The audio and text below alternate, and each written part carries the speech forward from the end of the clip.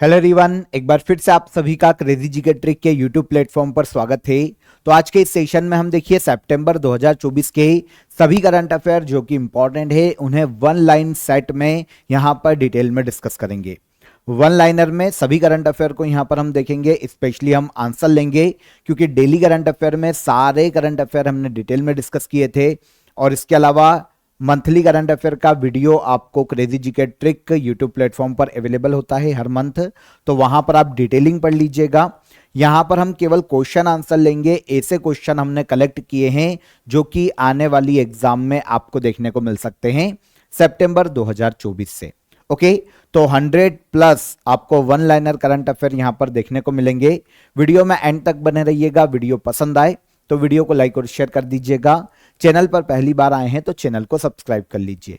Okay, चलिए आइए शुरू करते हैं मंथली करंट अफेयर को। सितंबर मंथ के करंट अफेयर को वन लाइनर में हम यहां पर समझ लेते हैं। एक एक करके हम क्वेश्चन आंसर लेंगे स्पेशली, और जिसमें मुझे ऐसा लगेगा कि आपको डिटेल बताना चाहिए वहां पर मैं आपको डिटेल भी बता दूंगा। ठीक है, सबसे पहला क्वेश्चन देखिए, unforgettable chapters memoir of a top cop किसके द्वारा लिखित पुस्तक है? तो इस बुक की बात करें तो इसे लिखा है प्रकाश सिंह ने। अब यहां पर प्रकाश सिंह की बात करें तो ये फॉर्मर डीजीपी हैं उत्तर प्रदेश राज्य के। उत्तर प्रदेश राज्य में डीजीपी के पद पर रहते हुए इन्होंने पुलिस प्रशासन में कैसा काम किया, कानून व्यवस्था को कैसे बनाए रखा, इसके बारे में इन्होंने अपनी इस नॉर्मली बुक में उल्लेख किया है। और काफी अच्छे अच्छे ऑपरेशंस जिसमें इन्होंने भाग लिया था उसके बारे में इन्होंने बताया है। तो प्रकाश सिंह की बुक है, याद रखिएगा, unforgettable chapters memoirs of a top cop. हाल ही में इसका विमोचन किया गया। उत्तर प्रदेश के फॉर्मर डीजीपी प्रकाश सिंह की पुस्तक है। हाल ही में किसके द्वारा एग्रीकल्चर इन्वेस्टमेंट पोर्टल और एग्रीकल्चर फंड को लॉन्च किया गया? तो देखिए, भारत के एग्रीकल्चर मिनिस्टर ही इसको लॉन्च करेंगे। भारत के वर्तमान में एग्रीकल्चर मिनिस्टर कौन है आपको पता है? शिवराज सिंह चौहान। ओके, तो एग्रीकल्चर इन्वेस्टमेंट पोर्टल और एग्रीकल्चर फंड दोनों को ही हाल में भारत के जो एग्रीकल्चर मिनिस्टर है शिवराज सिंह चौहान उन्होंने लॉन्च किया है। इसमें देखिए आपको समझ में आ जाएगा कैजुअली कि एग्रीकल्चर को बढ़ावा देने के लिए दोनों ही चीजें शुरू की गई है। एक तो पोर्टल है जहां पर जो इन्वेस्टर हैं वो जुड़े रहेंगे और जो किसान हैं वो जुड़े रहेंगे।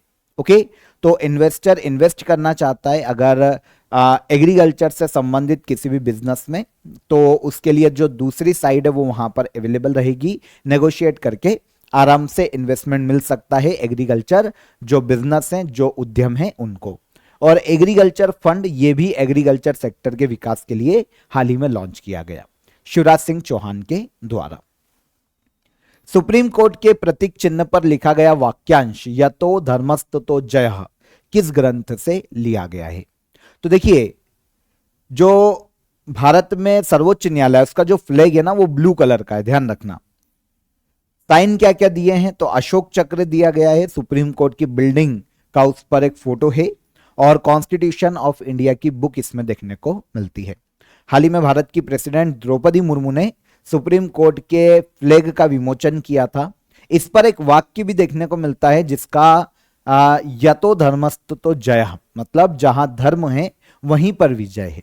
ओके, ये लिया गया है वाक्यांश महाभारत से। कहां से? महाभारत से। ठीक है, वरुण अभ्यास वेरी इंपॉर्टेंट पूछा जाता है एग्जाम में, ध्यान रखिएगा। वरुण अभ्यास 2024 का आयोजन किन दो देशों के बीच किया गया? तो वरुण अभ्यास 2024 का जो आयोजन है इंडिया और फ्रांस के मध्य में किया जाता है। इंडिया और फ्रांस के मध्य में। तो इस साल 2024 में ये 22वां एडिशन है। इंडिया और फ्रांस के मध्य में आयोजित किया गया वरुण मिलिट्री एक्सरसाइज। ठीक है, एक नेवल एक्सरसाइज है, इसे ध्यान रखिएगा, करेक्ट कीजिएगा। नेवल एक्सरसाइज से इंडिया और फ्रांस के मध्य में आयोजित की जाती है। 2 से लेकर 4 सितंबर तक मेडिटेरियन सी मतलब भूमध्य सागर में हाल ही में वरुण नेवल एक्सरसाइज का आयोजन किया गया। सबसे पहली बार दोनों देशों के मध्य में इसे 1993 में शुरू किया गया था, और अब 22वां एडिशन वरुण युद्धाभ्यास का देखने को मिला है भारत और फ्रांस के मध्य में। निम्न में से किस फुटबॉल टीम ने ड्यूरेंट कप 2024 का खिताब जीता? तो ड्यूरेंट कप जो कि फुटबॉल की प्रतियोगिता है, सितंबर 2024 में इसका जो खिताब है नॉर्थ ईस्ट यूनाइटेड ने अपने नाम किया। इसने फाइनल में ड्यूरेंट कप में मोहन बागान को हराकर ड्यूरेंट कप 2024 का खिताब जीता है। फुटबॉल टूर्नामेंट है, विनर कौन रहा? नॉर्थ ईस्ट यूनाइटेड, और रनर अप कौन? मोहन बागान। भारत सरकार के नवीन आंकड़ों के अनुसार 2023-24 में सोयाबीन का सर्वाधिक उत्पादन किस राज्य में हुआ है? तो भारत सरकार के नवीन आंकड़ों के अनुसार 2023-24 में सोयाबीन का जो सबसे ज्यादा प्रोडक्शन है वो देखने को मिलता है मध्य प्रदेश राज्य में। एमपी में सबसे ज्यादा सोयाबीन का प्रोडक्शन हुआ है 2023-24 में। इवन एमपी को सोया स्टेट भी कहा जाता है। पूरे भारत में सबसे ज्यादा सोयाबीन का उत्पादन मध्य प्रदेश राज्य ही करता है। ठीक है, ऑलमोस्ट पूरे देश में जो सोयाबीन का उत्पादन होता है उसका 42% उत्पादन मध्य प्रदेश राज्य करता है सोयाबीन का। ठीक है, फॉर्च्यून इंडिया 2024 लिस्ट के अनुसार भारत की सबसे अमीर महिला कौन है? तो फॉर्च्यून इंडिया 2024 लिस्ट के अनुसार भारत की सबसे अमीर महिला देखने को मिलेगी सावित्री जिंदल। ओके, सावित्री जिंदल की टोटल अगर हम नेटवर्थ देखें तो ये ऑलमोस्ट 33 बिलियन तक देखने को मिलती है। फॉर्च्यून इंडिया ने जो लिस्ट जारी की है उसमें जो टॉप सबसे रिचेस्ट पर्सन की बात करें इंडिया के तो वो मुकेश अंबानी है। ऑलमोस्ट 125 बिलियन इनके पास नेटवर्थ है। सेकंड पर गौतम अडानी ऑलमोस्ट 123.9, लगभग 124 बिलियन हो गया। ये गौतम अडानी के पास देखने को मिलता है। शाहपुर जी मिस्त्री, इनके पास 43 बिलियन डॉलर तक की संपत्ति देखने को मिलती है ऑलमोस्ट। और सावित्री देवी जिंदल इस लिस्ट में चौथे स्थान पर है। लेकिन पहली महिला, सबसे अमीर महिला की बात करें तो यह हो जाती है Savitri Devi Jindal. Fortune India 2024 list है, सबसे अमीर महिला कौन? सावित्री देवी जिंदल। किस राज्य की विधानसभा में बलात्कार विरोधी अपराजिता विधेयक पारित किया गया? तो बलात्कार विरोधी अपराजिता बिल पास किया गया है वेस्ट बंगाल राज्य की विधानसभा में। वेस्ट बंगाल में आरजी कर मेडिकल कॉलेज का एक केस हुआ था, रेप केस हुआ था, तो उसके बाद पूरे देश में काफी आक्रोश था, काफी विरोध हुआ था पश्चिम बंगाल का गवर्नमेंट का। तो उसके बाद पश्चिम बंगाल की विधानसभा में एंटी रेप बिल पारित किया गया जिसको नाम दिया गया है अपराजिता बिल। ठीक है, किस राज्य में पत्थर मार मेला, गोटमार मेला आयोजित किया गया? तो गोटमार मेले की बात करें तो इसका आयोजन किया जाता है मध्य प्रदेश राज्य में। कहां पर? एमपी में। गोटमार मेला मध्य प्रदेश का एक जिला है, पाडुना जिला है ना। वहां पर पाडुना जिले में नॉर्मली जाम नदी बहती है। वहां पर दो गांव के लोग नॉर्मली इकट्ठा होते हैं और एक दूसरे पर पत्थर फेंकते हैं भाद्रपद अमावस्या के दिन। अगस्त सितंबर माह में ये मेला लगता है। तो गोटमार मेला कहा जाता है, मध्य प्रदेश राज्य में आयोजित किया जाता है। ठीक है, याद रखिएगा, पूछा जा सकता है। ग्रीन हाइड्रोजन पर इंटरनेशनल समिट के दूसरे संस्करण का आयोजन कहां किया गया? तो ग्रीन हाइड्रोजन पर है ना इंटरनेशनल समिट के दूसरे संस्करण का आयोजन किया गया भारत की राजधानी नई दिल्ली में। देखिए, ग्रीन हाइड्रोजन पर इंटरनेशनल कॉन्फ्रेंस का सेकेंड एडिशन आयोजित किया गया है नई दिल्ली में 11 से लेकर 13 सितंबर तक। कब से कब तक? 11 से लेकर 13 सितंबर तक नई दिल्ली में आयोजित किया गया इंटरनेशनल कॉन्फ्रेंस। किस पर? ग्रीन हाइड्रोजन पर। पैरालंपिक खेलों में गोल्ड मेडल जीतने वाले पहले भारतीय तीरंदाज कौन है? पैरालंपिक खेलों में गोल्ड मेडल जीतने वाले पहले भारतीय तीरंदाज की बात करें तो यह है हरविंदर सिंह। कौन है? हरविंदर सिंह।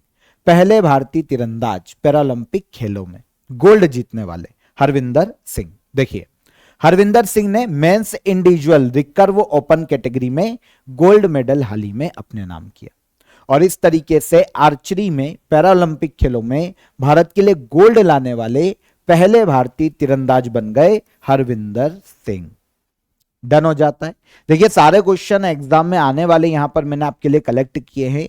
बहुत सारे स्टूडेंट का क्वेश्चन आएगा कि सर पीडीएफ कहां मिलेगी? तो देखिए, आपको पीडीएफ मैराथन पैकेज का मैं आपको डिस्क्रिप्शन में लिंक दे दूंगा। उसके साथ आपको वन लाइनर की मैराथन पैकेज भी आप ज्वाइन कर सकते हैं और इसके अलावा करंट अफेयर 2024 के ईयरली पैकेज को आप ज्वाइन कर लीजिए। यहां पर आपको बोनस कंटेंट के रूप में 100 वन लाइनर वाला जो हमारा करंट अफेयर है हर मंथ का वहां पर बोनस कंटेंट के रूप में मिल जाएगा।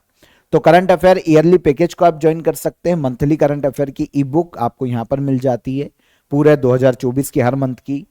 मंथली करंट अफेयर की पीडीएफ मिल जाती है और मंथली करंट अफेयर का क्विज भी आपको हर मंथ का 2024 दिसंबर एंड तक का यहां पर अवेलेबल होगा। ठीक है, जैसे जैसे मंथ आते जाएंगे तो दिसंबर तक आपको सारी चीजें इंक्लूड होती जाएगी और सितंबर तक की सारी यहां पर इंक्लूड है।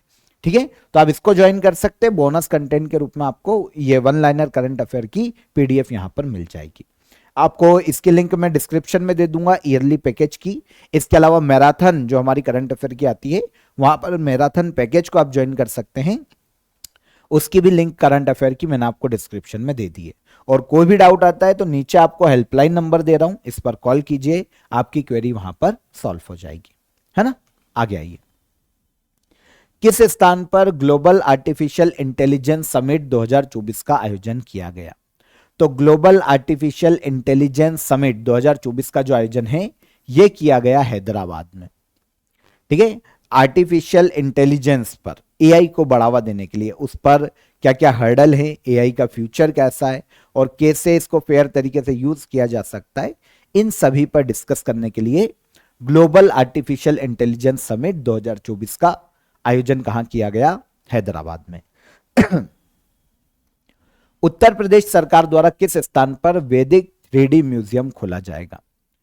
तो यूपी गवर्नमेंट वैदिक 3D म्यूजियम खोलेगी वाराणसी में, उत्तर प्रदेश के वाराणसी में। क्या होगा? हमारी जो संस्कृति है, जो हमारे स्पिरिचुअल्स हैं, जो हमारा इतिहास रहा है, उसको 3D है ना डायग्राम के आधार पर प्रेजेंट किया जाएगा। एक पूरा म्यूजियम बनाया जा रहा है, इसको नाम ही दिया गया है वैदिक 3D म्यूजियम। ठीक है, म्यूजियम इंडियन एस्ट्रोलॉजी, एस्ट्रोनॉमी और वैदिक लिटरेचर से संबंधित होगा। 3D फॉर्म में बनाया जाएगा वैदिक 3D म्यूजियम वाराणसी में, उत्तर प्रदेश राज्य में। मिशेल बर्नियर किस देश के प्रधानमंत्री नियुक्त किए गए? मिशेल बर्नियर को हाल ही में नया पीएम नियुक्त किया गया है फ्रांस का। फ्रांस जो कि यूरोपीय देश है, इसके अभी तक जो पीएम थे वो गैब्रियल अत्तल थे। तो गैब्रियल अत्तल अपने पद से हटे हैं और फ्रांस के नए पीएम के रूप में नियुक्त किया गया मिशेल बर्नियर को। ठीक है, 6 सितंबर को प्रधानमंत्री नरेंद्र मोदी ने सूरत में जल संचय जन भागीदारी इनिशिएटिव की शुरुआत की। यह किस मंत्रालय की पहल है? तो 6 सितंबर को भारत के पीएम नरेंद्र मोदी ने सूरत में जल संचय जन भागीदारी इनिशिएटिव की शुरुआत की। यह जो इनिशिएटिव है भारत में मिनिस्ट्री ऑफ जल शक्ति का इनिशिएटिव है। किसका? मिनिस्ट्री ऑफ जल शक्ति। ठीक है, जल संचय जन भागीदारी इनिशिएटिव। इस कार्यक्रम के तहत होगा क्या? तो इस कार्यक्रम के तहत कम्युनिटी पार्टनरशिप से, ठीक है, गुजरात राज्य में लगभग 24,800 रेन वाटर हार्वेस्टिंग स्ट्रक्चर का निर्माण किया जाने वाला है। फॉर एग्जाम्पल तालाब बनाए जाएंगे, कुएं बनाए जाएंगे और छोटी छोटी जो जल संरचनाएं होती है उनका निर्माण किया जाएगा। 24,800 रेन वाटर हार्वेस्टिंग स्ट्रक्चर बनाए जाएंगे।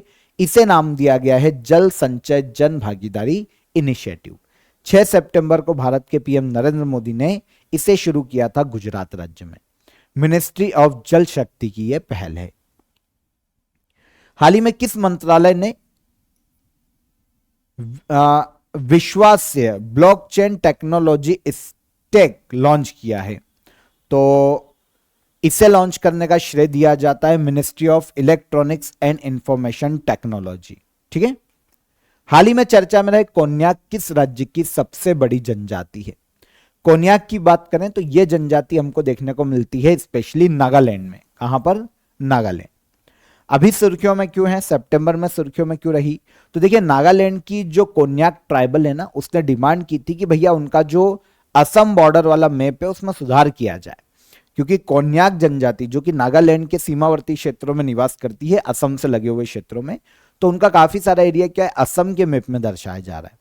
तो कोन्याक ट्राइबल ने यह डिमांड की थी गवर्नमेंट से कि भैया आप असम बॉर्डर मैप में सुधार करें और जो कोन्याक जनजाति का क्षेत्र है नागालैंड में, वो नागालैंड के मैप में मेंशन करें। तो ये डिमांड थी कोन्याक जनजाति, जिसके कारण कोन्याक जनजाति सितंबर में सुर्खियों में रही थी। नागालैंड की सबसे बड़ी ट्राइबल मानी जाती है ना, सबसे बड़ी ट्राइब से। और कोन्याक जो है वो एक तो माचे बनाते, जांगलाऊ कहा जाता है। माचे समझते, खाट वगैरह जो ग्रामीण क्षेत्रों में जिस पर सोते, और इसके अलावा लकड़ी के दूसरे मूर्तियां वगैरह अलग अलग चीजों का भी ये निर्माण करते। तो कोन्याक जनजाति कहां देखने को मिल जाएगी? ये देखने को मिल जाएगी भारत के नागालैंड राज्य में। पेरिस पैरालंपिक 2024 के समापन समारोह में भारत का ध्वजवाहक कौन है? पेरिस पैरालंपिक 2024 के समापन समारोह में भारत के फ्लैग बीरर की बात करें तो ये देखने को मिले हैं प्रीति पाल और हरविंदर सिंह। कौन कौन? प्रीति पाल और हरविंदर सिंह। किस में? समापन समारोह में, क्लोजिंग सेरेमनी में। ठीक है, तो पैरालंपिक आर्चर हैं हरविंदर सिंह और फीमेल रनर प्रीति पाल। ठीक है, एक तो दौड़ से संबंधित है प्रीति पाल और आर्चर मतलब तीरंदाजी से संबंधित है हरविंदर सिंह। ये पैरालंपिक के समापन समारोह में भारत के फ्लैग बीरियर रहे हैं। ओपनिंग सेरेमनी की बात करें तो ओपनिंग सेरेमनी में फ्लैग बीरर कौन रहे? तो ये सुमित अंतिल और भाग्यश्री यादव है। ठीक है, सुमित अंतिल और भाग्यश्री यादव ओपनिंग सेरेमनी में फ्लैग बीरर रहे हैं। डन, तो दोनों को ही याद रखिएगा, इंपॉर्टेंट है, क्लोजिंग सेरेमनी और ओपनिंग सेरेमनी पैरालंपिक की। हाल ही में टाइफून यागी ने किस देश को प्रभावित किया? तो टाइफून यागी हमको देखने को मिला है स्पेशली वियतनाम। पैसिफिक ओशियन के क्षेत्र में दक्षिण चीन के क्षेत्र को इसने प्रभावित किया और वियतनाम देश बहुत ज्यादा प्रभावित हुआ है टाइफून यागी के कारण। तो टाइफून यागी का जो प्रकोप है वो हमको देखने को मिला है नॉर्मली वियतनाम और दक्षिण चीन के एरियाज में। चर्चा में रही गैलेथिया बे या बे ऑफ गैलेथिया, गैलेथिया की खाड़ी किस महासागर में स्थित है? तो गैलेथिया की खाड़ी इसकी बात करें तो यह देखने को मिलती है इंडियन ओशियन में, हिंद महासागर। ठीक है, गैलेथिया की खाड़ी अंडमान निकोबार आइलैंड ग्रुप का एक हिस्सा है। अंडमान निकोबार इंडिया का आइलैंड है जो कि हमको हिंद महासागर में देखने को मिलता है, दक्षिण पूर्वी क्षेत्र में इंडिया के। ठीक है, मुख्य भूमि से दक्षिण पूर्वी क्षेत्र में। अगर हम मैप से देखते हैं तो ऐसा कुछ आपको मैप दिखाई देगा और यहां पर आपको कुछ अंडमान निकोबार की संरचना दिखाई देगी। तो अंडमान निकोबार के एक आइलैंड ग्रुप का हिस्सा है जिसे कहा जाता है गैलेथिया की खाड़ी। अभी सुर्खियों में इसलिए है क्योंकि सेंट्रल गवर्नमेंट ने गैलेथिया बे को इंटरनेशनल ट्रांसशिपमेंट के लिए मेजर पोर्ट के रूप में नामित किया है। मेजर पोर्ट के रूप में नामित किया है गैलेथिया की खाड़ी को। किसके लिए? इंटरनेशनल ट्रांसशिपमेंट पोर्ट के रूप में। क्या होता है ट्रांसशिपमेंट पोर्ट? जानते हैं, एक आप समझिए जंक्शन की तरह, जहां पर सभी मालवाहक जहां जाते हैं वहां पर उतरते, बड़ा पोर्ट होता है, गहरा पोर्ट होता है, यहां पर उतरते हैं और यहां से फिर दूसरे छोटे जहाजों में माल को लादा जाता है और फिर अलग अलग प्लेसेस पर ले जाया जाता है। तो एक ट्रांसशिपमेंट पोर्ट जंक्शन की तरह काम करता है। ठीक है, तो इंटरनेशनल ट्रांसशिपमेंट पोर्ट के रूप में डेवलप किया जा रहा है गैलेथिया की खाड़ी को। इंडियन गवर्नमेंट ने यह अनाउंस किया है हाल ही में। अंडमान निकोबार आइलैंड का हिस्सा है और इंडियन ओशियन में यह देखने को मिलता है। पेरिस पैरालंपिक 2024 में भारत के पदकों के संदर्भ में सही कथन चुने। पेरिस पैरालंपिक 2024 में भारत के पदक तालिका में भारत ने कितने पदक जीते? क्वेश्चन यहां पर यह पूछा जा रहा है कि भैया कितने पदक हमने जीते। तो पैरालंपिक की बात हो रही है ना, तो पेरिस पैरालंपिक में हमने टोटल 29 मेडल अपने नाम किए। कितने? 29। 18वां स्थान है इंडिया का मेडल टेली में। 29 मेडल पेरिस पैरालंपिक में इंडिया ने जीते हैं, जिसमें से 7 तो हो जाते हैं गोल्ड मेडल, 9 हो जाते हैं सिल्वर और 13 हो जाते हैं ब्रॉन्ज। रिपीट, 7 गोल्ड, 9 सिल्वर और 13 ब्रॉन्ज। ओके, तो पेरिस पैरालंपिक 2024 में मेडल टेली में इंडिया 18वें स्थान पर रहा है, 18 नंबर पर रहा है। पहले, दूसरे, तीसरे नंबर पर कौन? तो पेरिस पैरालंपिक में पहले नंबर पर मेडल टेली में चाइना है। 220 मेडल चाइना ने अपने नाम किए, 94 गोल्ड, 76 सिल्वर और 50 ब्रॉन्ज।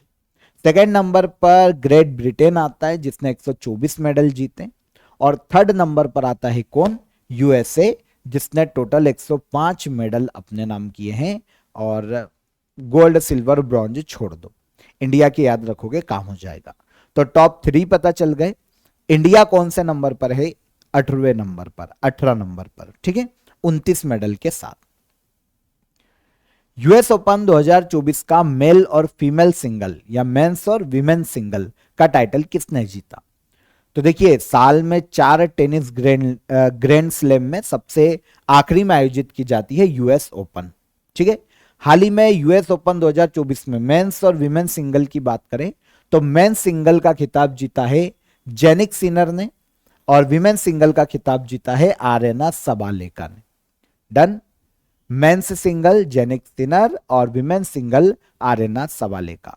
यहां पर मेन सिंगल जो जेनिक सिनर ने जीता ये इटली के हैं और आरेना सबालेका की बात करें तो ये बेलारूस की फीमेल टेनिस प्लेयर है।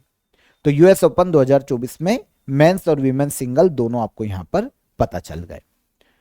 स्वच्छ वायु सर्वेक्षण 2024 के अनुसार भारत के किस शहर को राष्ट्रीय स्वच्छ वायु शहर का पुरस्कार दिया गया? तो स्वच्छ वायु सर्वेक्षण 2024 के अनुसार भारत का शहर है सूरत, जिसे राष्ट्रीय स्वच्छ वायु शहर का पुरस्कार दिया गया। किसे? सूरत को। नोआखाई फेस्टिवल भारत के किस राज्य में मनाया जाता है? तो नोआखाई फेस्टिवल मनाया जाता है भारत के ओडिशा राज्य में। कहां पर? ओडिशा में। नोआखाई मतलब देखिए, नोआ मतलब नई और खाई मतलब खाना, फसल। तो एक प्रकार का फसल त्योहार है, फसल उत्सव है नोआखाई festival.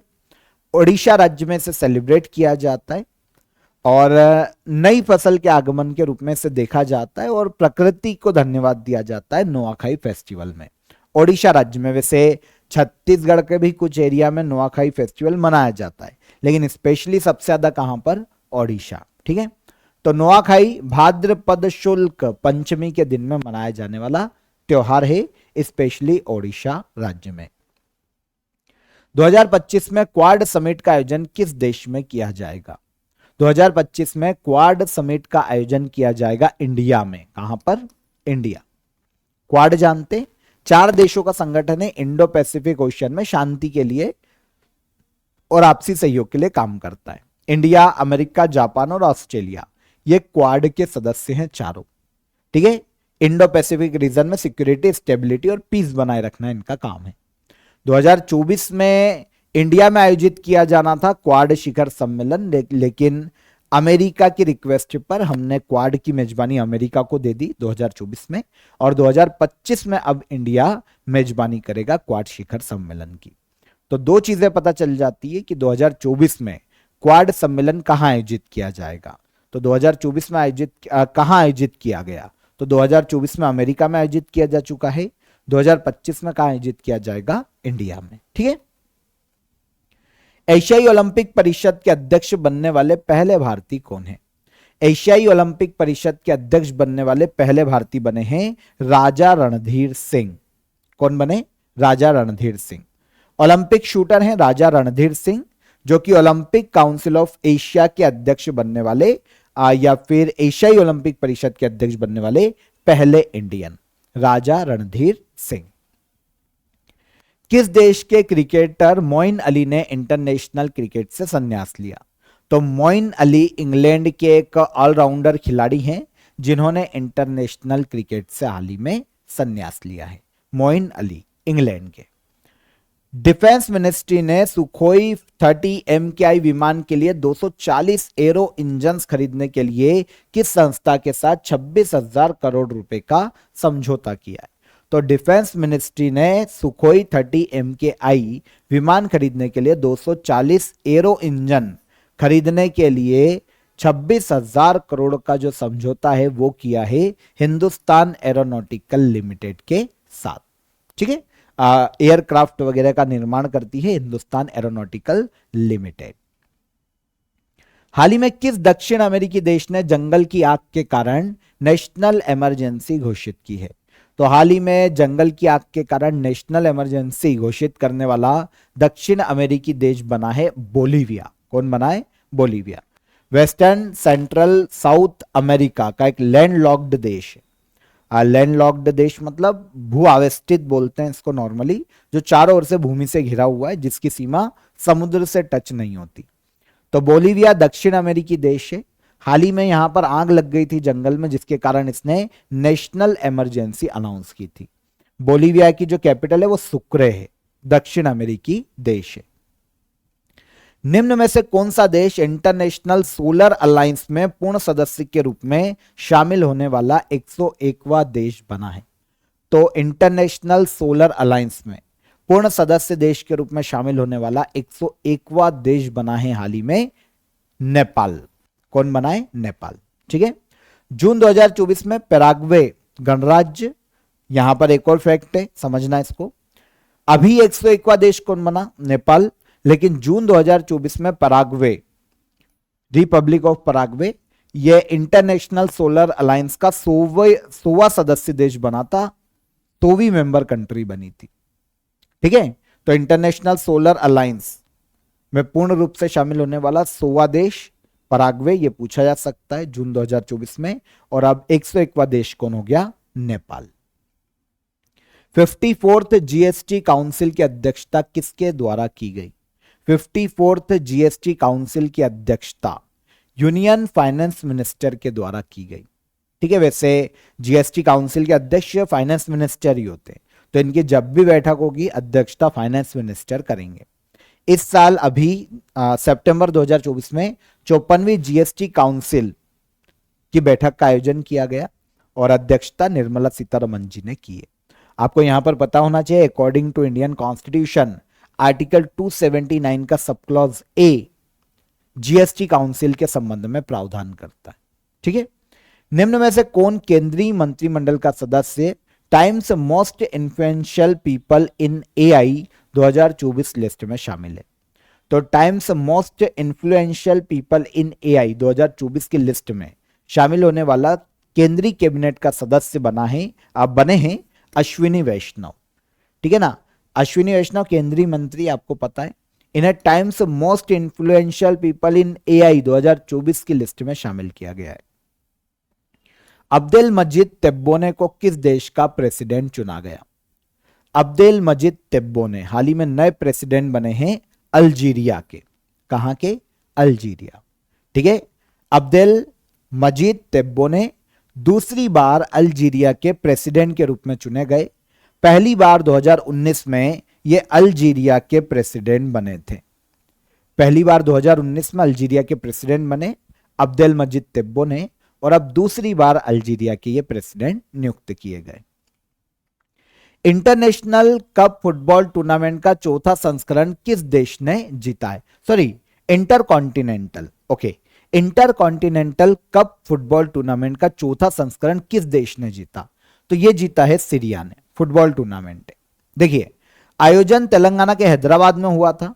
Intercontinental cup football tournament चौथा सीजन है। ठीक है। सीरिया ने इंडिया को 3-0 से हराकर 4th intercontinental cup mains football championship अपने नाम की। तो यहां पर विनर, आयोजन कहां? तेलंगाना के हैदराबाद में। विनर हो जाती है सीरिया और रनर अप हो जाता है इंडिया। केंद्र शासित प्रदेश अंडमान निकोबार की कैपिटल पोर्ट ब्लेयर का नाम बदलकर क्या किया गया? तो केंद्र शासित प्रदेश, यूनियन टेरिटरी, अंडमान निकोबार की कैपिटल पोर्ट ब्लेयर का नाम बदलकर किया गया है श्री विजयपुरम। इंपॉर्टेंट है, ध्यान रखना, क्योंकि बहुत कम होता है जब किसी कैपिटल का ही नाम बदल दे, है ना। तो श्री विजयपुरम किया गया है पोर्ट ब्लेयर का नाम बदलकर। ठीक है। इसके पहले भी 3 द्वीपों के नाम बदले गए थे, ये इंपॉर्टेंट है जो आपको याद करना चाहिए। 2018 में हेवलॉक द्वीप का नाम बदलकर स्वराज द्वीप किया गया था। नील द्वीप का नाम बदलकर शहीद द्वीप किया गया था और रॉस द्वीप का नाम बदलकर नेताजी सुभाष चंद्र द्वीप किया गया था। पर अब पोर्ट ब्लेयर जो कि कैपिटल है अंडमान निकोबार की, उसी का नाम चेंज हुआ है Shri Vijayapuram. World ozone day कब मनाया जाता है? पूरे वर्ल्ड में वर्ल्ड ओजोन डे के रूप में मनाया जाता है 16 सितंबर को। जानते हैं 16 सितंबर को 1987 में मॉन्ट्रियल प्रोटोकॉल को अपनाया गया था, जो कि ओजोन परत संरक्षण से संबंधित है। मॉन्ट्रियल सम्मेलन 1987, ये पूछा जाता है। तो क्योंकि डेट थी 16 सितंबर उस पर हस्ताक्षर की, तो वर्ल्ड ओजोन डे भी 16 सितंबर को ही पूरे वर्ल्ड में मनाया जाता है। रिसर्च एंड डेवलपमेंट ऑर्गेनाइजेशन ने जोरावर का परीक्षण किया। जोरावर क्या है?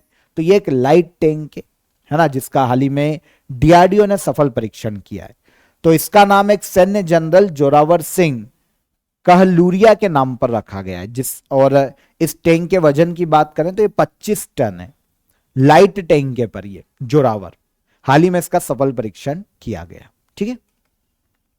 18 सितंबर को एनपीएस वात्सल्य स्कीम शुरू की गई। एनपीएस वात्सल्य स्कीम की नोडल मिनिस्ट्री कौन सी है? तो एनपीए वात्सल्य स्कीम की बात करें, जिसे हाल ही में शुरू किया गया है, तो इसकी नोडल मिनिस्ट्री है फाइनेंस मिनिस्ट्री, वित्त मंत्रालय। एक प्रकार की पेंशन स्कीम है, समझना। एनपीएस वात्सल्य स्कीम की बात करें तो एक प्रकार की पेंशन स्कीम है ना, बच्चों के लिए इसे शुरू किया गया। NPS Vatsalya scheme. Nodal ministry कौन? Finance ministry. हाल ही में पत्तन, पोत परिवहन और जलमार्ग मंत्रालय ने किसे अपना ब्रांड एम्बेसडर नियुक्त किया? तो भारत में जो पत्तन, पोत परिवहन और जलमार्ग मंत्रालय है, उसने अपना ब्रांड एम्बेसडर बनाया है मनु भाकर को। मनु भाकर शूटिंग खिलाड़ी है भारत की, तो ब्रॉन्ज मेडल लेकर आई है ओलंपिक में, इंपॉर्टेंट है। तो मनु भाकर हाल ही में पत्तन, पोत परिवहन और जलमार्ग मंत्रालय के द्वारा इन्हें ब्रांड एम्बेसडर के रूप में अपॉइंट किया गया। इसरो के द्वारा शुक्र मिशन कब तक लॉन्च किए जाने का लक्ष्य रखा गया? तो इसरो के द्वारा शुक्र मिशन को 2028 तक लॉन्च किए जाने का लक्ष्य रखा गया है। शुक्र मिशन के लिए इंडियन गवर्नमेंट ने 1236 करोड़ रुपए प्रदान किए। कितने? 1236 करोड़ रुपए। ठीक है, 2028 तक इस मिशन को लॉन्च किया जाएगा। जाफर हसन को किस देश का प्रधानमंत्री नियुक्त किया गया? जाफर हसन की बात करें तो ये नए प्रधानमंत्री बने हैं हाल ही में जॉर्डन के। जॉर्डन के राजा हैं अब्दुल्ला सेकंड। इन्होंने जाफर हसन को नए पीएम के रूप में हाल ही में नियुक्त किया है। तो जॉर्डन के राजा अब्दुल्ला सेकंड ने जाफर हसन को जॉर्डन का नया पीएम नियुक्त किया है। तो जॉर्डन इसका आंसर हो गया। सशस्त्र सीमा बल का महानिदेशक किसे नियुक्त किया गया? सशस्त्र सीमा बल के महानिदेशक के रूप में नियुक्ति की गई अमृत मोहन प्रसाद की। किसकी? अमृत मोहन प्रसाद, सशस्त्र सीमा बल के नए महानिदेशक। 1989 ओडिशा कैडर के आईपीएस अधिकारी हैं अमृत मोहन प्रसाद। ठीक है, सशस्त्र सीमा बल के महानिदेशक नियुक्त किए गए। मध्य प्रदेश हाईकोर्ट का मुख्य चीफ जस्टिस किसे नियुक्त किया गया? मध्य प्रदेश हाईकोर्ट का नया चीफ जस्टिस हाल ही में नियुक्त किया गया जस्टिस सुरेश कुमार कैत को। ठीक है, जस्टिस सुरेश कुमार कैत मध्य प्रदेश हाईकोर्ट के हाल ही में चीफ जस्टिस नियुक्त किए गए। अभी तक ये दिल्ली हाईकोर्ट के सीनियर जज के रूप में काम कर रहे थे सुरेश कुमार कैत। मध्य प्रदेश हाईकोर्ट का इन्हें मुख्य न्यायाधीश राष्ट्रपति के द्वारा नियुक्त किया गया। सितंबर 2024 में तूफान बोरिस ने किस महाद्वीप को प्रभावित किया? तो सितंबर 2024 में जो तूफान बोरिस आया है उसने प्रभावित किया है यूरोप महाद्वीप को। यूरोप में भारी तबाही मचाई थी इसने। इतना ज्यादा इसका प्रकोप था कुछ देशों में कि कुछ देशों ने तो इमरजेंसी डिक्लेयर करी थी। ओके, तो सितंबर 2024 में तूफान बोरिस ने मध्य और पूर्वी यूरोप में भारी तबाही मचाई थी, बारिश की थी। ठीक है, तूफान बोरिस यूरोप में आया था। कैबिनेट ने बायोटेक्नोलॉजी के क्षेत्र में अनुसंधान और विकास के लिए किस योजना को मंजूरी दी है? तो कैबिनेट ने बायोटेक्नोलॉजी के क्षेत्र में अनुसंधान और विकास के लिए मंजूरी दी है बायो राइड स्कीम को। ठीक है, 2021-22 के फाइनेंशियल ईयर से लेकर 2025-26 तक सेंट्रल गवर्नमेंट ने इस स्कीम के लिए, बायो राइड स्कीम के लिए 9,197 करोड़ रुपए का प्रावधान किया। तो बायोटेक्नोलॉजी के क्षेत्र में रिसर्च को बढ़ावा देना, डेवलपमेंट करना, इसके लिए शुरू किया गया बायो राइड स्कीम को। तेजस फाइटर एयरक्राफ्ट उड़ाने वाली पहली महिला पायलट कौन? तो तेजस फाइटर एयरक्राफ्ट उड़ाने वाली पहली महिला पायलट बनी है flight lieutenant Mohana Singh. One nation one election को कैबिनेट ने मंजूरी दे दी है। इस समिति का जब गठन किया गया था तो अध्यक्ष कौन थे? तो one nation one election committee ठीक है, इसका गठन लास्ट ईयर 2023 में फॉर्मर प्रेसिडेंट रामनाथ कोविंद की अध्यक्षता में किया गया था। अब इसने सेंट्रल को अपनी रिपोर्ट सौंपी और कैबिनेट ने इस पर मंजूरी दी है। शीत सत्र जो आएगा उसमें से पार्लियामेंट में रखा जाएगा। वन नेशन वन इलेक्शन को कैबिनेट ने हाल ही में मंजूरी प्रदान की। इस कमेटी के अध्यक्ष कौन थे? Former president Ramnath Kovind. 23वें कॉमनवेल्थ गेम्स 2026 का आयोजन किस देश में किया जाएगा? 23वें कॉमनवेल्थ गेम्स 2026 में ऑस्ट्रेलिया के विक्टोरिया स्टेट में आयोजित किए जाने थे, लेकिन ऑस्ट्रेलिया ने मना कर दिया, विक्टोरिया स्टेट ने, कि हम नहीं करवा पाएंगे। तो अब 23वें कॉमनवेल्थ गेम्स 2026 में आयोजित किए जाएंगे स्कॉटलैंड के ग्लासगो में। ठीक है, इसके पहले 2022 में बर्मिंघम में आयोजित किए गए थे कॉमनवेल्थ गेम्स, जिसमें मेडल टेली में पहले पर ऑस्ट्रेलिया था, सेकंड पर इंग्लैंड, थर्ड पर कनाडा और इंडिया चौथे स्थान पर था। ठीक है, तो 61 मेडल हमने जीते थे, जिसमें से 22 गोल्ड थे, 16 सिल्वर थे और 23 ब्रॉन्ज थे। तो ये 23वें कॉमनवेल्थ गेम्स हैं 2026 में कहा आयोजित, ये 2022 के 2026 में कहा आयोजित किए जाएंगे? स्कॉटलैंड। और 2022 में कहा आयोजित किए गए थे? बर्मिंघम। टाइम्स ट्रेवल ने किस यूनेस्को साइट को एशिया में सर्वाधिक फोटोजेनिक यूनेस्को साइट घोषित किया?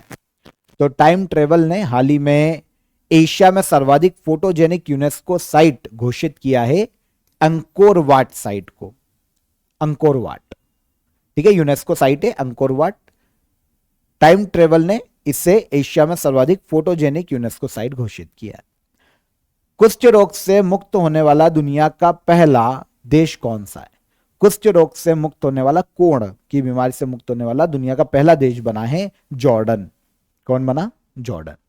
आगे आइए, किस राज्य ने 14th hockey India junior mains national championship 2024 का खिताब जीता? 14th hockey India junior mains national championship 2024 जीती है पंजाब ने। पंजाब ने यूपी को फाइनल में हराकर 14th हॉकी इंडिया जूनियर पुरुष राष्ट्रीय चैंपियनशिप 2024 का खिताब जीता। तो विनर हो जाती है पंजाब और रनर अप कौन? यूपी। भारत ने सिंधु जल संधि में संशोधन की मांग की है।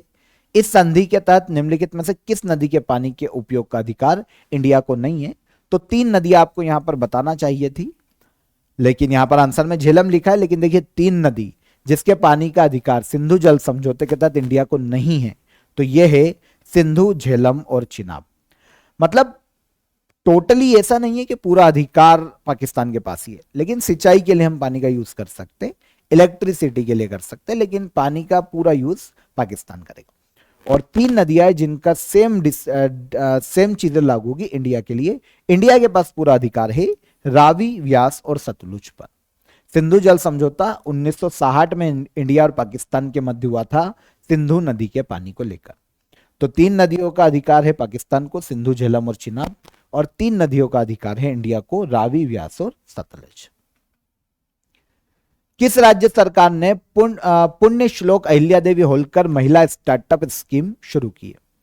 तो पुण्य श्लोक अहिल्याबाई होलकर महिला स्टार्टअप योजना शुरू करने का श्रेय दिया जाता है महाराष्ट्र सरकार को।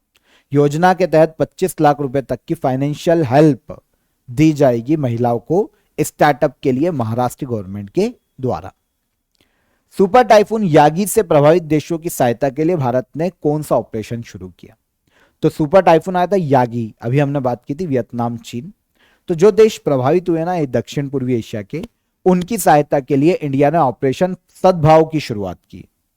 ठीक है, ऑपरेशन सद्भाव शुरू किया है ताकि इन देशों में खाने पीने का सामान और दूसरी हेल्प, चाहे वो मेडिकल हेल्प हो, आसानी से पहुंचाई जा सके। तो ऑपरेशन सद्भाव हमने चलाया है। देश की पहली वंदे मेट्रो ट्रेन नमो इंडिया रैपिड रेल किस राज्य में शुरू की गई? देश की पहली वंदे मेट्रो ट्रेन की शुरुआत की गई है भारत के गुजरात राज्य में। वर्ल्ड हेल्थ ऑर्गेनाइजेशन ने एमपॉक्स के खिलाफ पहली वैक्सीन को मंजूरी दी। वैक्सीन का नाम क्या है?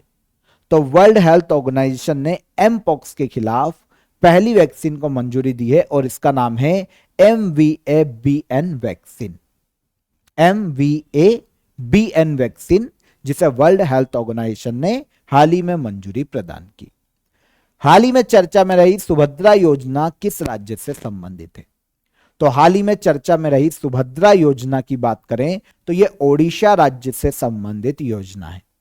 ओडिशा सरकार की योजना है जिसके तहत 21 से लेकर 60 वर्ष तक की महिलाओं को ओडिशा में हर साल 10,000 रुपए तक की आर्थिक सहायता दी जाएगी ताकि राज्य की महिलाओं की आर्थिक स्थिति में सुधार किया जा सके।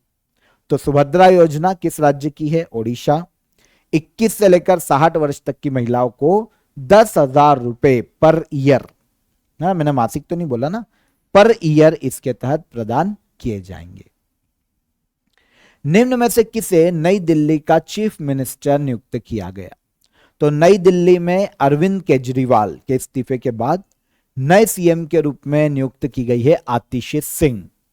ठीक है, आतिशी मारलेना सिंह सुषमा स्वराज और शीला दीक्षित के बाद नई दिल्ली की तीसरी महिला सीएम बनी। इनके पहले, आतिशी सिंह के पहले आज सुषमा स्वराज पहली महिला सीएम थी दिल्ली की, और उसके बाद शीला दीक्षित महिला सीएम थी दिल्ली की, 2, और तीसरी महिला सीएम बनी है दिल्ली की कौन? आतिशी सिंह। किस देश ने एशियन हॉकी चैंपियंस ट्रॉफी 2024 का खिताब जीता? एशियन हॉकी चैंपियंस ट्रॉफी 2024 का खिताब अपने नाम किया है इंडिया ने। किसने जीता है? इंडिया। ठीक है, Asian hockey champions trophy 2024 India ने जीता। ग्लोबल इनोवेशन इंडेक्स 2024 में भारत ने निम्नलिखित में से कौन सी रैंक हासिल की? ग्लोबल इनोवेशन इंडेक्स, किस देश में इनोवेशन कितने ज्यादा हो रहे हैं, इनोवेटिव आइडियाज किस देश में कितने ज्यादा हैं, गवर्नमेंट की पॉलिसी इनोवेशन को लेकर कितनी अच्छी है, ये अलग अलग क्राइटेरियाज हैं जिनके आधार पर ग्लोबल इनोवेशन इंडेक्स तैयार किया जाता है। और इसमें इनोवेशन के मामले में भारत को रैंक दी गई है 39। ओके, कैजुअल फैक्ट है, सारे बता देता हूं। जारी कौन करता है? सबसे पहला वर्ल्ड इंटेलेक्चुअल प्रॉपर्टी ऑर्गेनाइजेशन, विश्व बौद्धिक संपदा संगठन, यह जारी करता है ग्लोबल इनोवेशन इंडेक्स को। ठीक है, कुल देश जो इसमें शामिल है, इस इंडेक्स में 133 देशों को शामिल किया गया था। स्विट्जरलैंड ग्लोबल इनोवेशन इंडेक्स में पहले स्थान पर, सेकंड पर स्वीडन और थर्ड पर है अमेरिका। इंडिया की रैंक की बात करें तो 2023 में लास्ट ईयर इंडिया को 40 रैंक पर रखा गया था और अब इंडिया को 39th रैंक पर रखा गया, 39वीं रैंक। आखिरी स्थान किसका है? तो आखिरी स्थान पर रखा गया है 133वें नंबर पर अंगोला को। ग्लोबल इनोवेशन इंडेक्स में भारत को 39th रैंक दी गई। ठीक है, 2024 में। जापान के नए पीएम के रूप में किसे नियुक्त किया गया? तो जापान के नए पीएम बने हैं शिगेरू इशिबा। ठीक है, शिगेरू इशिबा के पहले जापान के पीएम थे फूमियो किशिदा। तो फूमियो किशिदा के स्थान पे जापान के नए पीएम कौन? Shigeru Ishiba. ठीक है, यह जुलाई 2025 तक अपने पद पर रहेंगे। क्वाड शिखर सम्मेलन 2024 का आयोजन कहां किया गया? अभी बताया था 2025 का इंडिया में किया जाएगा, 2024 का आयोजन किया जा चुका है अमेरिका में। मिस इंडिया वर्ल्ड वाइड 2024 का खिताब किसने जीता? मिस इंडिया वर्ल्ड वाइड 2024 के खिताब की बात करें तो यह ध्रुवी पटेल ने अपने नाम किया है। किसने? Dhruvi Patel. Miss India Worldwide 2024 31वें एडिशन का आयोजन इंडिया फेस्टिवल कमेटी के द्वारा अमेरिका के न्यू जर्सी में किया गया।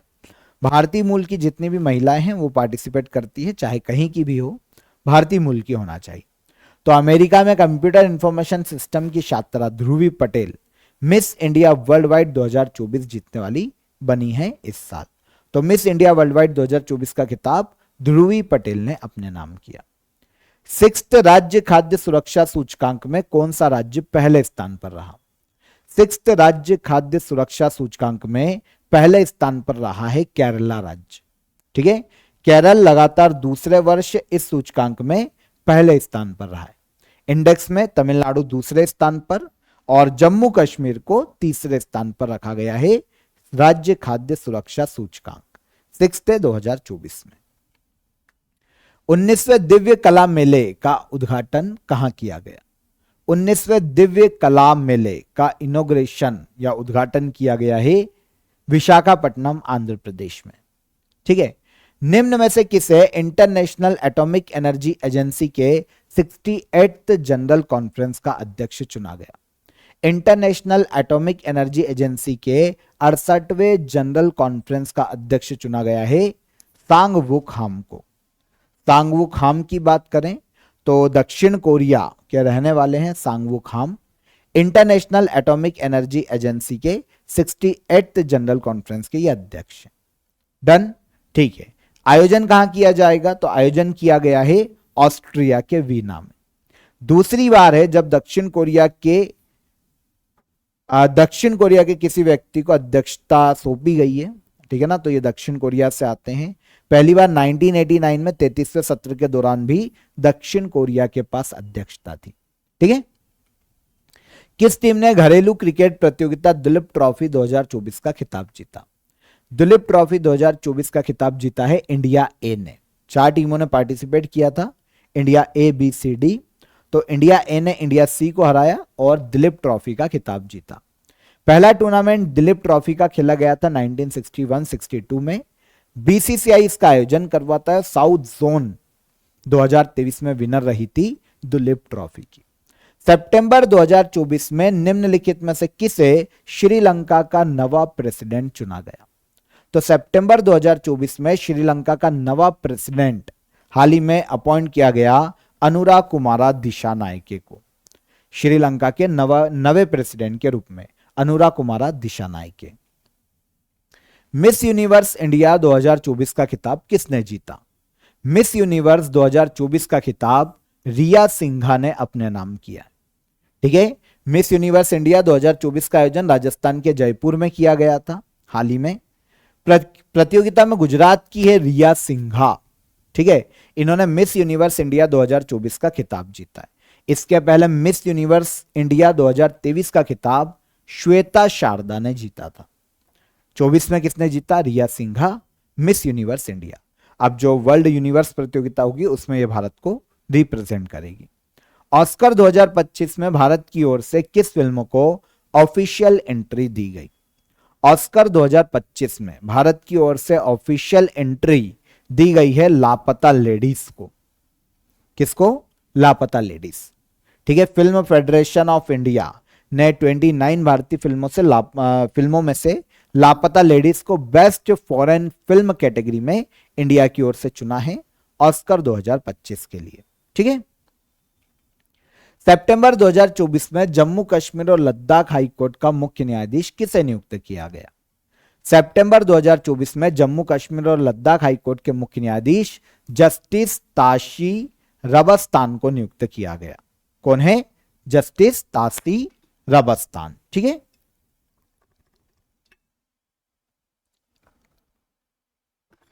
आगे आइए। 45वें चेस ओलंपियाड 2024 में किस देश ने ओपन कैटेगरी और विमेंस कैटेगरी में गोल्ड जीता? तो 45वें चेस ओलंपियाड 2024 में ओपन कैटेगरी और विमेंस कैटेगरी दोनों का ही गोल्ड इंडिया ने अपने नाम किया। यह 45th चेस ओलंपियाड था 2024 में। आयोजन हंगरी की कैपिटल बुडापेस्ट में किया गया है हाल ही में। इंडिया ने ओपन कैटेगरी और विमेंस कैटेगरी दोनों का ही खिताब अपने नाम किया है, gold. National crime record bureau का डायरेक्टर किसे नियुक्त किया गया? नेशनल क्राइम रिकॉर्ड ब्यूरो के डायरेक्टर के रूप में आलोक रंजन की नियुक्ति की गई। किसकी? आलोक रंजन। आलोक रंजन भारतीय पुलिस सेवा आईपीएस से 1991 बैच के अधिकारी हैं, ठीक है। राष्ट्रीय अपराध रिकॉर्ड ब्यूरो के डायरेक्टर के रूप में इनका जो कार्यकाल है 30 जून 2026 तक रहेगा। कब तक?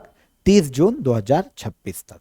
तो आलोक रंजन भारतीय पुलिस सेवा के 1991 बैच के आईएएस अधिकारी हैं। निम्न में से किस अभिनेता को गिनीज वर्ल्ड रिकॉर्ड द्वारा भारतीय फिल्म उद्योग में बेस्ट एक्टर के पुरस्कार से सम्मानित किया गया? तो गिनीज वर्ल्ड रिकॉर्ड के द्वारा भारतीय फिल्म उद्योग में बेस्ट एक्टर के रूप में पुरस्कृत किया गया है चिरंजीवी। साउथ के एक्टर हैं चिरंजीवी, ठीक है। यह जो सम्मान है चिरंजीवी को 45 साल के करियर में 156 फिल्मों में 537 अलग अलग गानों में 24,000 डांस मूव्स के लिए दिया गया। तो गिनीज वर्ल्ड रिकॉर्ड्स के द्वारा भारतीय फिल्म उद्योग में बेस्ट एक्टर का अवार्ड किसे दिया गया? चिरंजीवी। सितंबर 2024 में किसे ब्रिटेन की संसद हाउस ऑफ लॉर्ड्स में ग्लोबल प्रेस्टीज अवार्ड से सम्मानित किया गया। तो सितंबर 2024 में ब्रिटेन की संसद में हाउस ऑफ लॉर्ड्स में ग्लोबल प्रेस्टीज अवार्ड से सम्मानित किया गया विनोद बच्चन। कौन है? विनोद बच्चन। ठीक है, फिल्म डायरेक्टर है ये। महाराष्ट्र के पुणे इंटरनेशनल एयरपोर्ट का नाम बदलकर क्या किया जाएगा? महाराष्ट्र के पुणे इंटरनेशनल एयरपोर्ट का नाम बदलकर एक संत के नाम पर रखा जाएगा, जगत गुरु संत तुकाराम महाराज इंटरनेशनल एयरपोर्ट। महाराष्ट्र की कैबिनेट ने यह प्रस्ताव पास कर लिया है, सेंट्रल कैबिनेट को भेजा है। जैसे ही सेंट्रल कैबिनेट मंजूरी दे देगी वैसे ही पुणे इंटरनेशनल एयरपोर्ट का नाम बदलकर जगत गुरु संत तुकाराम महाराज इंटरनेशनल एयरपोर्ट कर दिया जाएगा। 25वें आईफा अवार्ड सेरेमनी का आयोजन किस स्थान पर किया जाएगा? 25वें आईफा अवार्ड सेरेमनी का आयोजन किया जाने वाला है राजस्थान के जयपुर में 2025 में। ठीक है, 2024 में आईफा अवार्ड का आयोजन अभी किया गया है अबू धाबी में।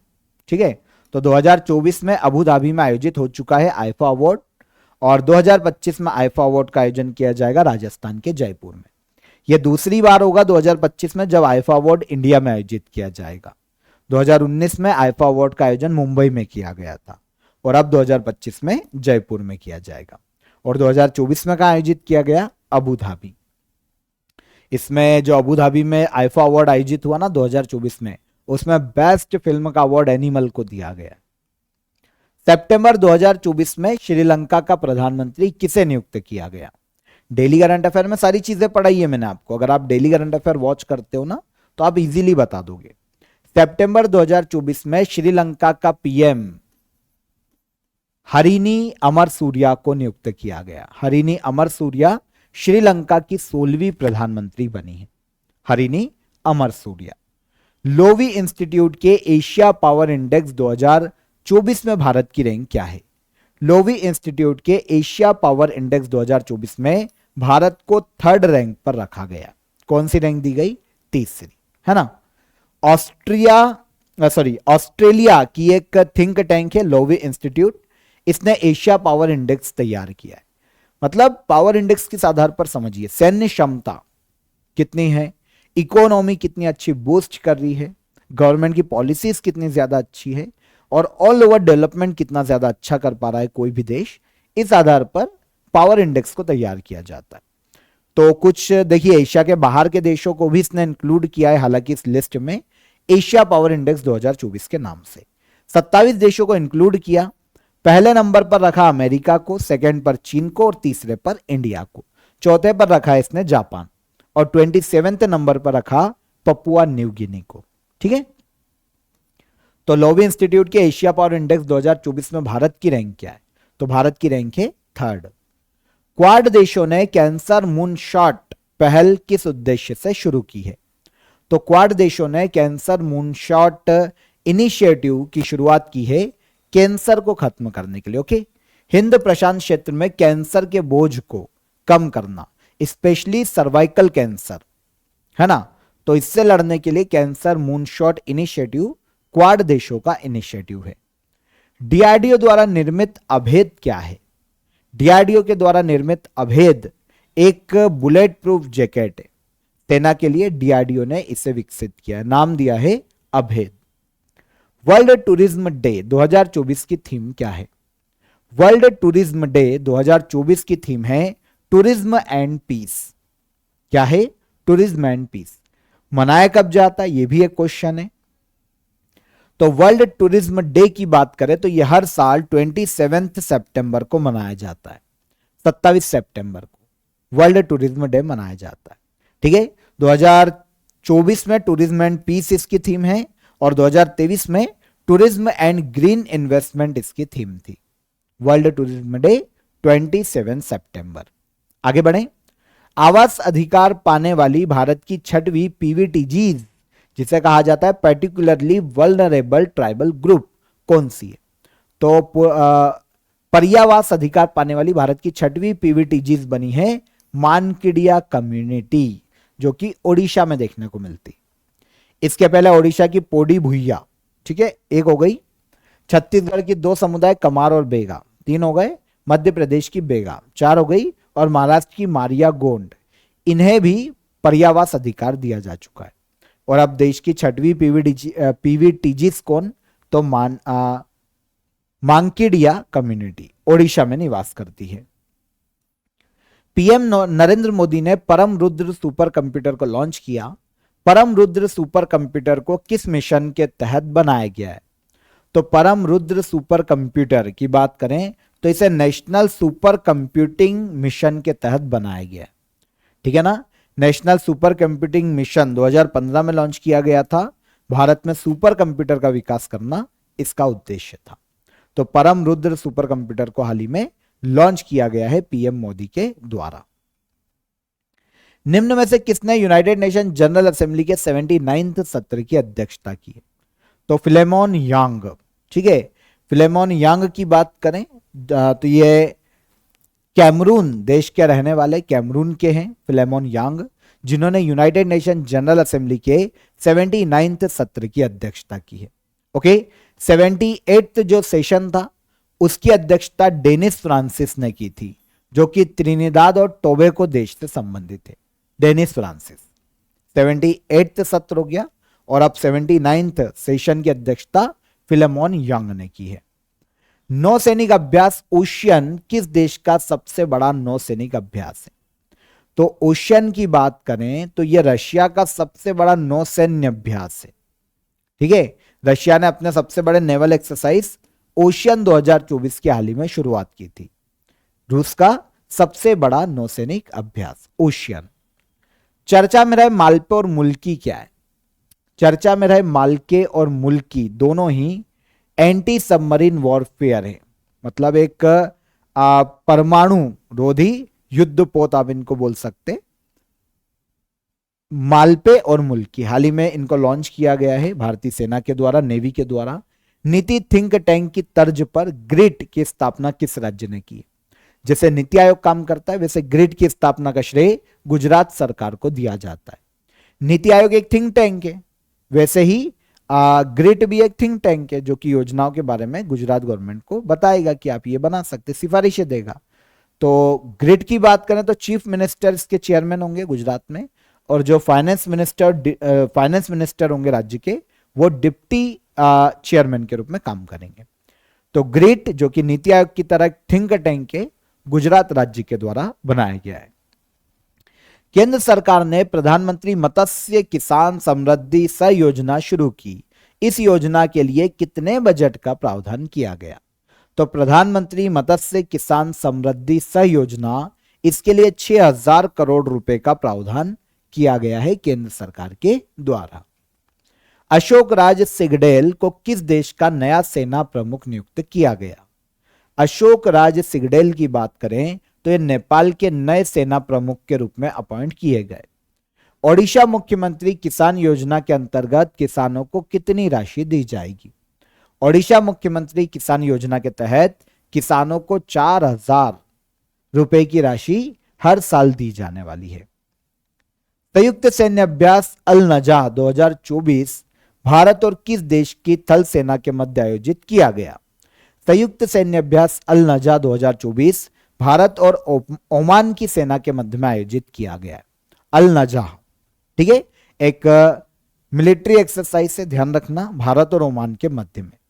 इसके अलावा भारत और ओमान के मध्य में एक नेवल एक्सरसाइज आयोजित की जाती है जिसे कहा जाता है नसीम अल बहर। ठीक है, नसीम अल बहर एक नेवल एक्सरसाइज है इंडिया और ओमान के मध्य में। एक एयरफोर्स एक्सरसाइज आयोजित की जाती है जिसका नाम है ईस्टर्न ब्रिज, यह भी आयोजित की गई थी अभी। तो एयरफोर्स एक्सरसाइज ईस्टर्न ब्रिज भी इंडिया और ओमान के मध्य में आयोजित की जाती है। निम्न में से किस पैरा ओलंपियन को चुनाव आयोग ने निर्वाचन आयोग के राष्ट्रीय पीडब्ल्यूडी आइकॉन्स घोषित किया है, तो पैरा ओलंपियन जो कि चुनाव आयोग के राष्ट्रीय पीडब्ल्यूडी आइकॉन्स बनाए गए हैं, शीतल देवी और राकेश कुमार, दोनों ही पैरा आर्चर हैं भारत के। केंद्रीय मंत्रिमंडल ने कितने वर्ष से अधिक आयु वर्ग के लोगों को आयुष्मान भारत प्रधानमंत्री जन आरोग्य योजना में शामिल करने का फैसला किया है, तो 70 साल से ऊपर के लोगों को भी अब आयुष्मान भारत में शामिल किया जाएगा। आयुष्मान भारत योजना जो कि भारत की एक हेल्थ इंश्योरेंस स्कीम है सेंट्रल गवर्नमेंट की, सितंबर 23 2018 में झारखंड के रांची से शुरू किया गया था, है ना। जो एलिजिबल फैमिली है इस प्लान के अंतर्गत उनको 5 लाख रुपए तक का बीमा कवर दिया जाता है इस योजना के तहत, आयुष्मान भारत। और अब 70 साल के ऊपर के लोगों को भी इसमें शामिल किया जा रहा है। कैबिनेट ने देश को मौसम के प्रेडिक्शन को और अधिक एक्यूरेट बनाने के लिए कौन से मिशन को मंजूरी दी? तो कैबिनेट ने देश में मौसम के प्रेडिक्शन को और अधिक एक्यूरेट बनाने के लिए मंजूरी दी है मिशन मौसम को। ठीक है।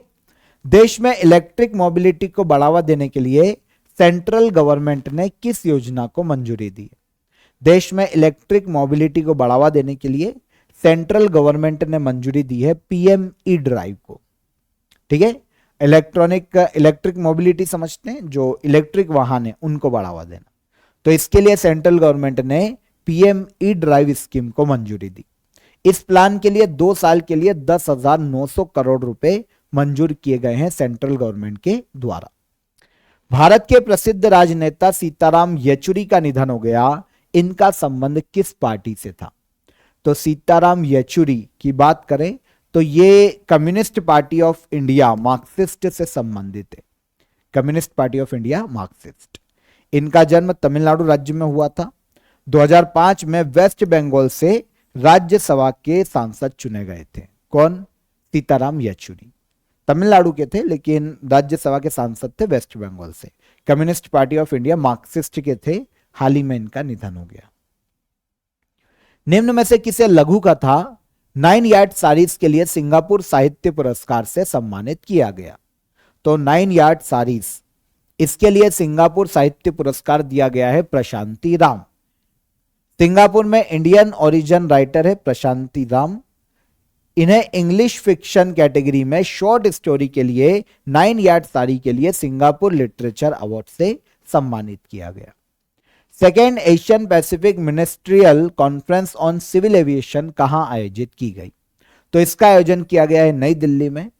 सेकेंड एडिशन है दिल्ली के भारत मंडपम, नई दिल्ली के भारत मंडपम में यह आयोजित किया गया। Second Asian Pacific ministerial conference on civil aviation. किस मंत्रालय ने health dynamics of India infrastructure and human resource 2022-23 report जारी की है? तो हेल्थ की रिपोर्ट है, तो जारी भी किसने किया होगा? मिनिस्ट्री ऑफ हेल्थ ने, इंडिया में। ठीक है। तो ये थोड़ा सा पीछे वाले की डिटेल आ गई है, इसको आप यहाँ पे डिलीट कर देना। ठीक है। तो मिनिस्ट्री ऑफ हेल्थ, इसकी इंटरनली डिटेल हमारे लिए कोई काम की नहीं है, तो आप छोड़ सकते हो। Health dynamics of India report किसने जारी की? 2022-23 की मिनिस्ट्री ऑफ हेल्थ ने। ठीक है। ग्लोबल साइबर सिक्योरिटी इंडेक्स 2024 किस संगठन द्वारा जारी किया गया? Global cyber security index 2024 international telecommunication union के द्वारा हाल ही में जारी किया गया। ठीक है। Global cyber security index 2024। आगे आइए, किस राज्य में जास्कर फेस्टिवल 2024 आयोजित किया जा रहा है? तो जास्कर फेस्टिवल लद्दाख में आयोजित किया जाता है।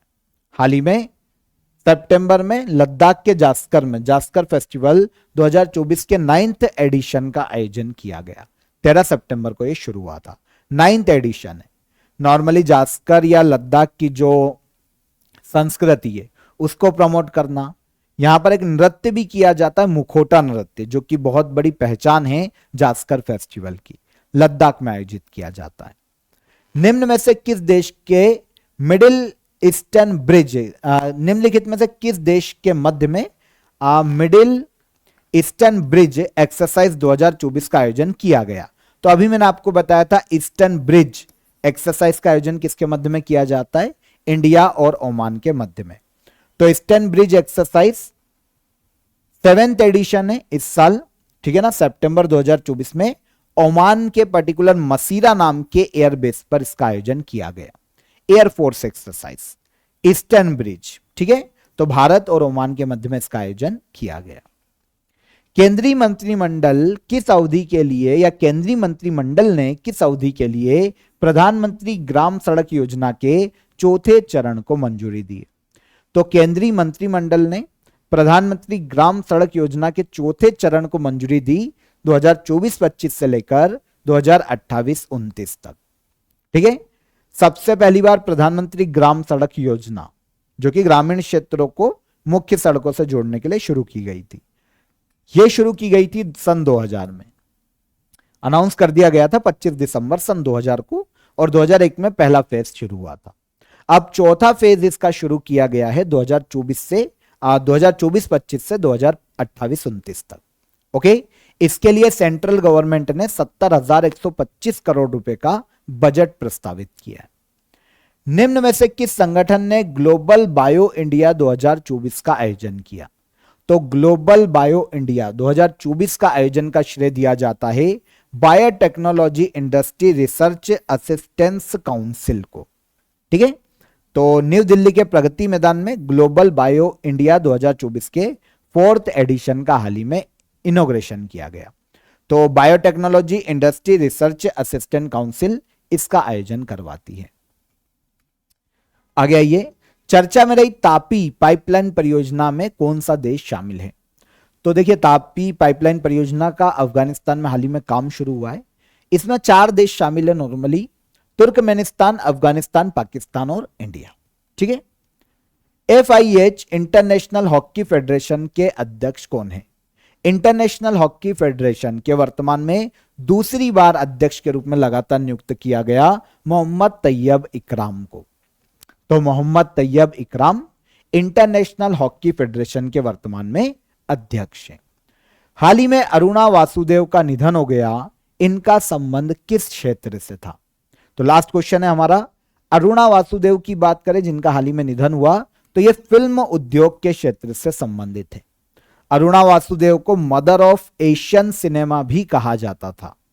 हाल ही में निधन हो गया है फिल्म उद्योग से संबंधित अरुणा वासुदेव का। डन। तो यहां पर हमने सितंबर 2024 के सभी इंपॉर्टेंट करंट अफेयर को वन लाइनर में डिटेल में समझने की कोशिश करी। वन लाइनर में शॉर्ट में समझाए वैसे हमने, पर कुछ चीजों की हमने डिटेल भी डिस्कस की है। इंपॉर्टेंट इंफॉर्मेशन थी, इंपॉर्टेंट सारे करंट अफेयर थे। आई होप आपको वीडियो अच्छा लगा होगा, आपने एंजॉय किया होगा। अगेन मैं आपको बता देता हूं, करंट अफेयर 2024 के आप ईयरली पैकेज को ज्वाइन कर सकते हैं बहुत ही नॉमिनल चार्जेस में, जहां पर आपको मंथली करंट अफेयर की ई बुक मिल जाती है, मंथली PDF मिल जाती है करंट अफेयर की, और मंथली क्विज मिल जाती है। और बोनस कंटेंट के रूप में आपको वन लाइनर करंट अफेयर का मंथली जो हमारा करंट अफेयर है जिसकी अभी हम बात कर रहे थे, उसकी PDF यहां पर फ्री ऑफ कॉस्ट मिलेगी हर मंथ की। ओके, तो डिस्क्रिप्शन में आपके पास लिंक है, डायरेक्ट जाकर आप इसे अवेल कर सकते हैं। आई होप आपको वीडियो अच्छा लगा होगा। वीडियो पसंद आया हो तो वीडियो को लाइक और शेयर कर दीजिए, चैनल को सब्सक्राइब कर लीजिए। फिर मुलाकात करेंगे नेक्स्ट वीडियो में, तब तक अपना ख्याल रखिएगा। जय हिंद, जय भारत।